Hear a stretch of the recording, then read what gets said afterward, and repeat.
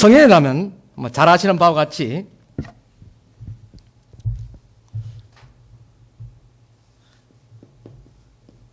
살필 성자에 고개 현자를 씁니다. 근데 고개를 살핀다, 고개를 살핀다. 이것은 살피다라는 뜻입니다. 살피다. 이는 고개다라는 뜻입니다. 그래서 살피다와 고개. 살피는 곧 뭐냐? 경계를 의미한다는 뜻입니다. 그래서 경계의 고개다라고 말씀드릴 수가 있습니다.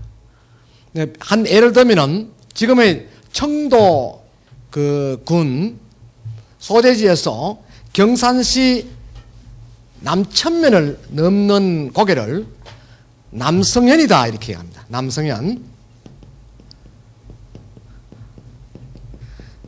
남성현이라는 것은 남쪽의 경계 지점이다 이렇게 이야기를 하고 있습니다. 그래서 그 아래 마을을 삼성리다라고 정해놓았습니다. 이 삼성리는 옛 삼한시대 때 이곳이 압도국이라는 나라가 존치해 있을 때 그때 이미 만들어졌던 그러한 지명으로 알려지고 있습니다. 당시 압도국과 청도의 이서국이 서로 이제 경계를 하면서 접경을 지어왔는데 청도 이서국에서 잦은 압도국의 침입이 있었다고 합니다. 그래서 청도 이서국과 넘나드는 이 고개를 압도국에서는 남성현이다 이렇게 정하고 이서국 병사들이 침입하지 못하도록 그 아래 마을에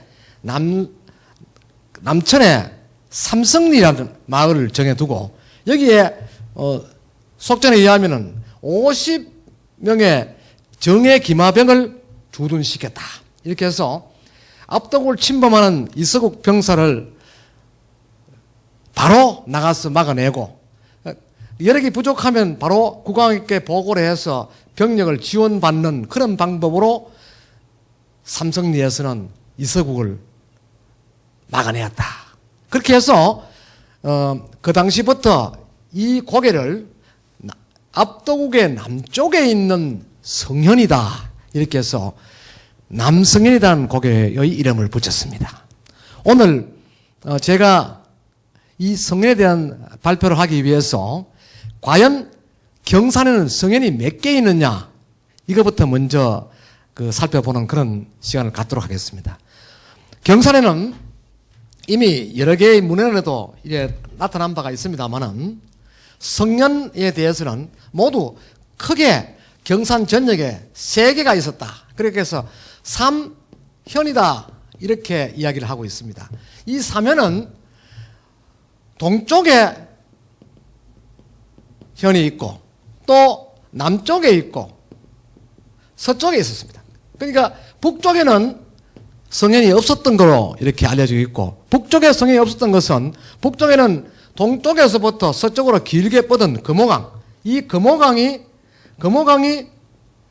강력한 석의 역할을 하였기 때문에 별도의 성현은 없었다 이렇게 보고 서쪽에는 대구입니다. 대구에서 경산으로 돌아오는 이 길목을 이야기하는데 이 길목을 지금은 담티고개다 이렇게 이야기하는데 당시는 구령이다 이렇게 해서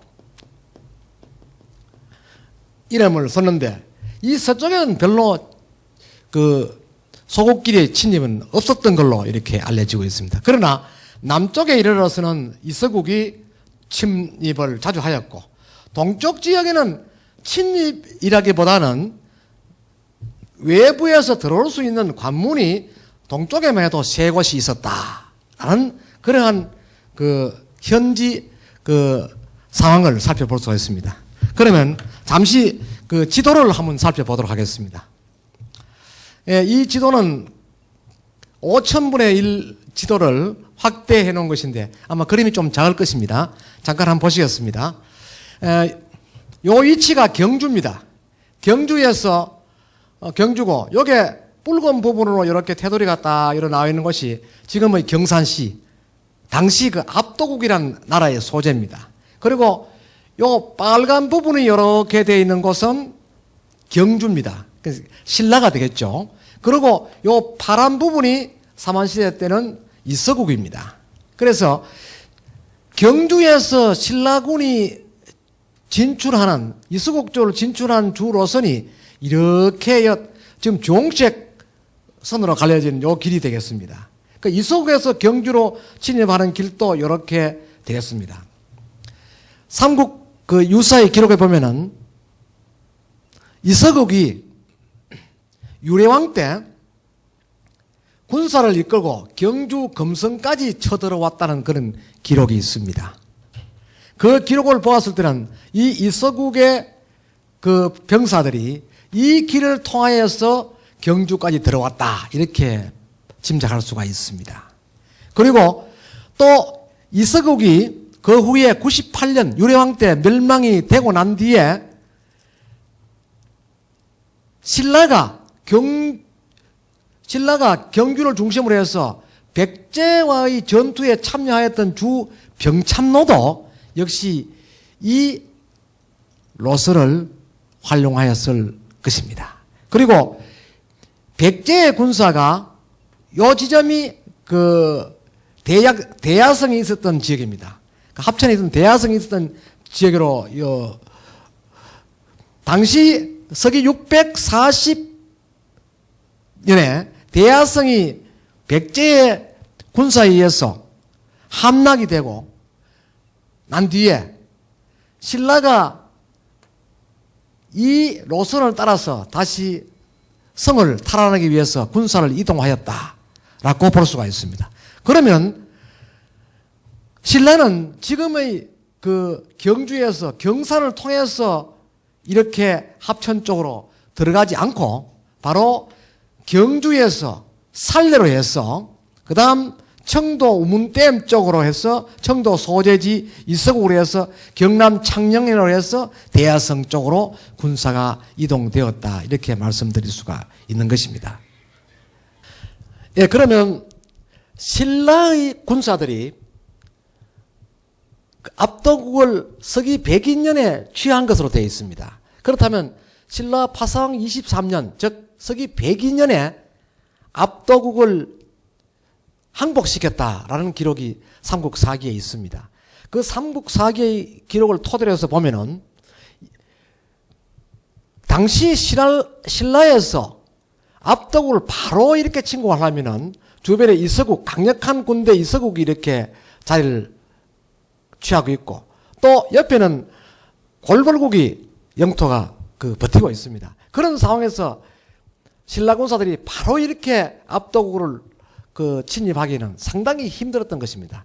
그런데 어떻게 해서 압도국이 신라 군사가 들어올 수 있도록 그렇게 문이 열려져 있었느냐 하는 것은 이 당시 압도국의 지형도를 보면 짐작할 수가 있습니다. 당시 압도국은 요 지점, 경산 소재지 지점에 압독 소재가 있었습니다. 그리고 지금 이쪽에 동쪽에 보면은 노사화다 해서, 노사화라는 것은 독립된 하나의 또 하나의 소부족 구성체처럼 이렇게 만들어져 있었습니다. 그 구성체를 통해서 신라 군사가 입성할 수 있었다라는 것입니다. 다시 말하면 노사화라는 이런 지점에서 노사화 구역이 이렇게 되어 있는데 이 지역을 잠시 보면 여기가 구룡사입니다. 산인데 신라는 이렇게 진입로를 활용하는데 여기에는 이렇게 청도가 있었습니다. 여기는 공암이라는 그런 지명이 있는 곳입니다. 여기 와서 요 위치로 해서 노사화에 들어가게 된 것입니다. 이 노사화라는 것은 지금도 보면은 이 산이 구룡산 줄기에 내려가는 반용산입니다. 반용산인데 반용산을 통해서 이렇게 내려가서 다시 이렇게 연결돼서 압독 쪽으로 이래 진출한 것으로 보여지는데 이때는 이 반용산 주변 지역이 노사화라는 별도의 하나의 부족체가 존치해 있었기 때문에 압독으로부터 완충 지역으로 이렇게 보아질 수가 있는 것입니다. 그래서 신라 그 파사왕 그의 이끄는 군대는 쉽게 이 길을 통해서 압도국으로 도를 수 있었다. 당시 압도국은 상당히 그 국왕이 풍류를 좋아했고 또 이서국과의 잦은 마찰로 인해서 상당히 피곤해 있었던 그런 상황에 있었습니다. 그럴 때 강력한 군대 신라군이 들어오기 때문에 왕이 스스로 항복할 수밖에 없었다는 것입니다. 그렇다면은 당시에 이 신라군이 신라고에 와서 이서국을 넘고 넘어갔던 이 길은 거의 산악지대입니다. 산악지대로 해서 거의 이 산이 지금 발룡산의 한 7부 능선 이상입니다. 7부 능선 이상이기 때문에 이 능선을 통해서 이렇게 넘어왔던 것입니다. 넘어왔는데 지금도 지명해 보면은 이걸 왕제다 이렇게 되어 있습니다. 왕년 되어 있기 때문에 이 왕이 직접 군사를 이끌고 왔다고 해서 왕제라고 불렸을 가능성이 아주 높습니다. 그래서 압도국이 서기 102년에 멸망은 하였지만은 파사왕 또 그 아들 지마왕 일성왕까지 때까지도 계속 압독인들이 반항을 하여서 왕들이 직접 군사를 이끌고 이리 돌아서 평정하였다라는 기록이 역시 삼국유사였습니다. 이러한 기록들을 미루어 보았을 때는 신라 군사들이 이 길을 통해서 수없는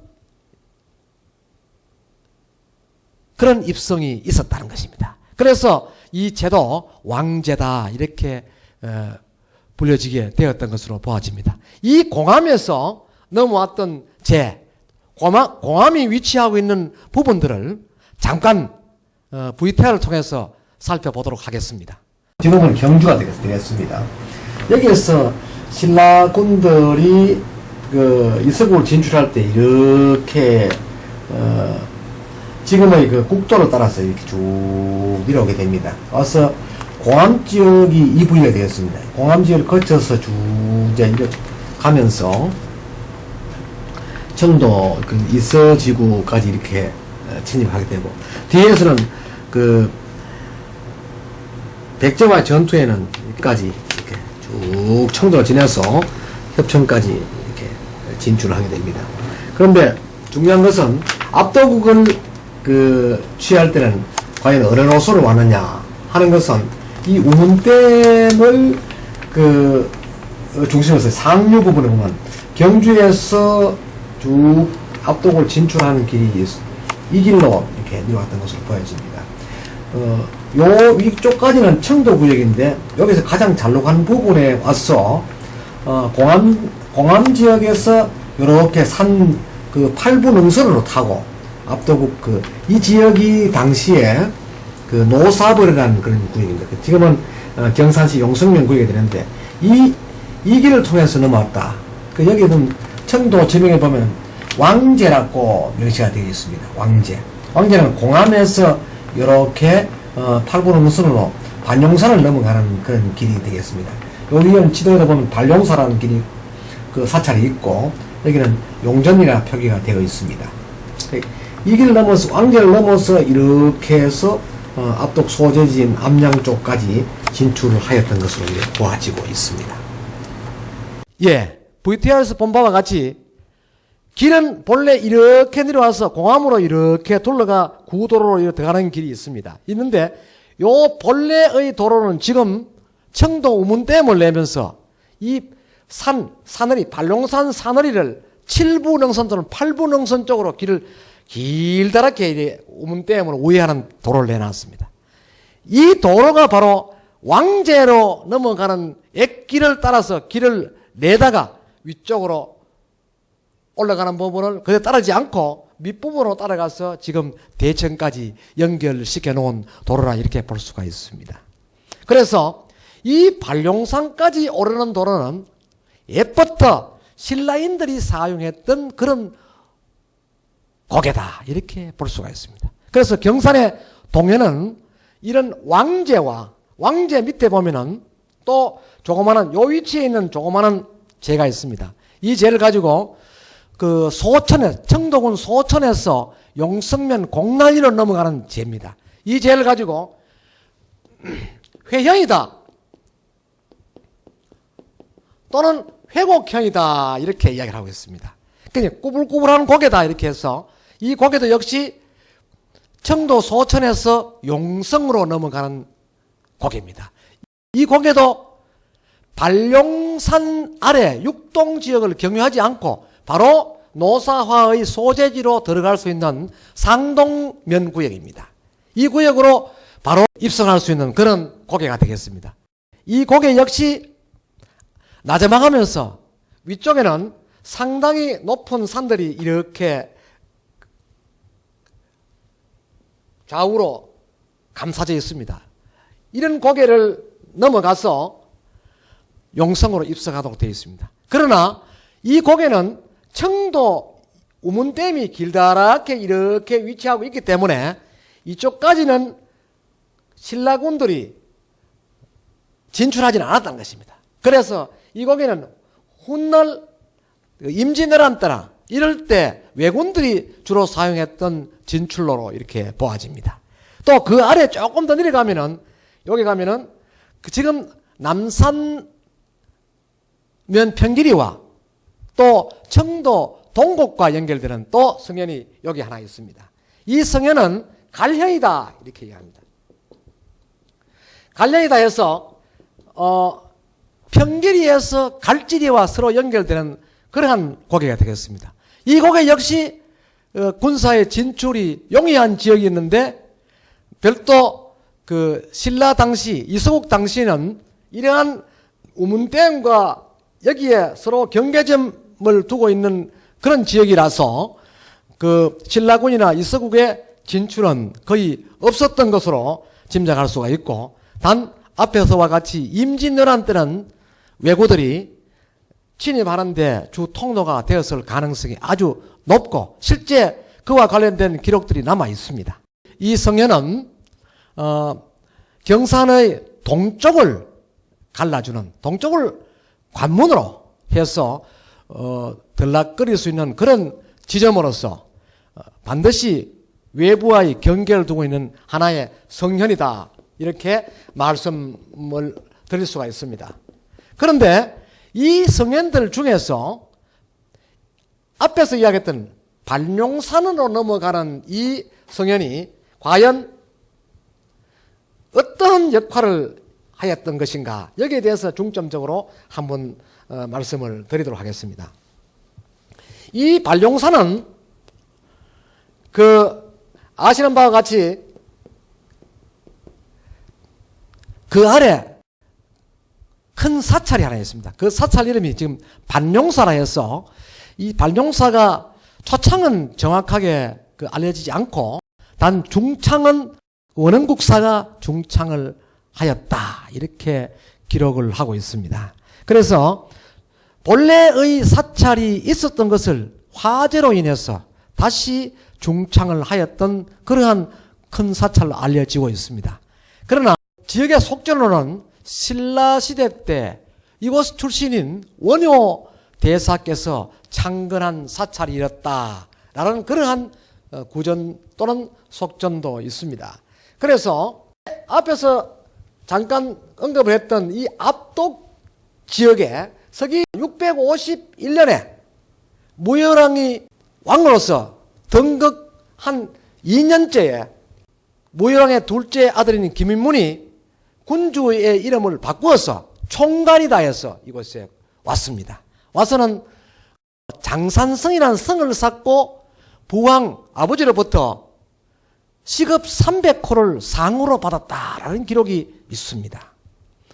그래서 이 시급 300호를 받았다는 것은 곧 태종 무열왕이 자신의 아들에게 성을 쌓은 그 지역의 그 성민들에게 큰 상을 내리고 자기 아들의 위상을 높여 주었던 것입니다. 그렇다면 이 무열왕도 역시 이 길을 통해서 이렇게 발룡산을 넘어서 왔다 이렇게 볼 수가 있습니다. 그 잦은 친행이 있었던 것은 또 하나의 이유가 있습니다. 당시는 이쪽으로는 불가능했습니다. 왜 그러냐면 여기는 지금 현재 영천 지역인데 영천은 골벌이라 해서 강력한 군대가 있었습니다. 그리고 여기는 금호강이라든지 신령천이라든지 거대한 강 하천이 있었습니다. 그래서 군사가 진출하기는 정말 어려운 장애물이다. 그리고 골벌국의 군대가 대단히 강성했기 때문에 그 지역을 이용하기는 정말 어렵다는 것입니다. 그 왕제를 넘어서는 과연 이 공암지역까지 정상적으로 팔부릉선에서 연결이 되는지 현장 답사를 해볼 필요가 있다는 것입니다. 그래서 우선 VTR을 통해서 이곳이 왕제고 왕이 들락거렸다는 그런 이야기를 직접 현지 주민으로부터 속전으로 전하는 이야기를 들어보겠습니다. 그 옛날은 뭐 참 장비도 없었을 끼고 그래도 이 길로는 사람 내왕도 많았지만 가마도 많이 이 길로 다녔고 소에 짐 싣고도 이 길로 많이 다녔어요. 제가 어릴 때부터 이때 어른들이 사실상 그런 말씀을 많이 하시고 예. 요 왕제인데 신라시대 예. 왕께서 외손잡으로 어. 설천선생 반용사에 공부하기 때문에 예. 여기 외손잡으로 이 왕제에 걸어 넘어왔다는 그런 전설이 있습니다. 여기에 소 그릇만 메어가지고 소를 나무 싣고 다니는 것도 한 60년대 이 소를 그릇만 메어가 나무 싣고 이 길을 다녔습니다. 아. 완전히 큰 길입니다. 큰 길. 네. 그래서 그것만 해도 벌써 한 60년대 그때는 이거 다녔습니다. 그러니까 60년대까지만 해도 여기에 소달구지가 지나갈 정도 넓은 폭의 도로가 있었으니까 예, 예. 신라 때는 상당히 넓은 길이었다. 예, 이 큰 길입니다. 큰 길이고 아까 말씀드리신다만도 저기 큰 길이 생기기 때문에 이 길이 큰 길이 안 되고 지금은 현재 오솔길 대부고 네. 여기가 경주, 산내, 지촌 사람들이 자연장 보면 전부 이 길로 다녔습니다. 이 큰 길입니다. 아주 대로입니다. 그 이제 경주에 있는 사람들이 영천을 두르지 않고 이 왕제를 이용해서 네. 자인 그 시에 참여를 하였다고 말씀하셨는데 네. 왜 영천에 큰 길을 놔두고 힘든 산길을 이용했을까요? 이 길은 옛날에 영천을 다녀도 걸어가는 길이기 때문에 네. 둘러가고 여기는 질러가기 때문에 여기 오면은 굉장히 시간적으로 빠르기 때문에 이게 큰 길이 됐습니다. 그래 이 길로 이용했고 옛날에 지금 현재 수물지구에 공암하는 데 있습니다. 네. 공암리 네. 거기에 부자들이 사는데 유흥부대라고 그분들이 여기 소를 메어가지고 여기 농사 짓는 사람 곡수를 짓고 전부 이 길로 다녔습니다. 아. 그러니까 상당히 메어가지고 당시엔 대로였다. 네, 그리고 이제 대로입니다. 그 길을 바로 갈 수 있는 그 둘러가지 않고 바로 가는 그런 그 시간을 줄일 수 있는 그런 길로서 많은 사람들이 이 길을 이용했다. 예, 그런 예. 말씀입니까? 많은 사람들이 큰 길입니다. 네. 예. 역시 현지 주민들은 왕제가 태종 무일왕이 요속궁에 있는 공주 아유타를 만나기 위해서 직접 진행을 하였다는 이야기가 아주 대중화되어 있습니다. 또 이를 오르는 길도 지금 넓은 곳은 2차선, 좁은 곳은 1차선, 뭐 허물어진 것도 많이 있습니다만 군데군데 보수가 된 것도 있고 당시에 석축들도 남아 있습니다.